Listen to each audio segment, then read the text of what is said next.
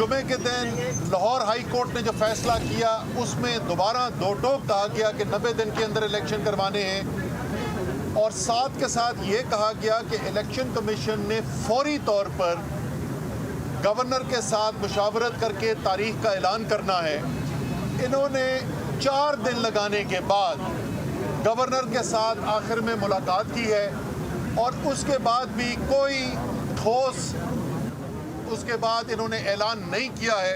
हम देख रहे हैं कि मरियम नवाज शरीफ और राजा सुल्तान सिकंदर अदलिया के ख़िलाफ़ एक भरपूर मुहिम चला रहे हैं। हमने ये देखा है कि किस तरीके से वही अकाउंट्स जो इलेक्शन कमीशन की हमायत कर रहे हैं, वही अकाउंट्स आला अदलिया के जजेस का तमस्खुर उड़ा रहे हैं। इलेक्शन पूरे आइन की जो रूह होती है, सबसे ज़रूरी चीज़ होती है वो इलेक्शन होती है, क्योंकि कौन कानून साजी करेगा, कौन हुक्मरानी करेगा, इसका फैसला बंद कमरों में नहीं होना, इसका फैसला आवाम ने करना है।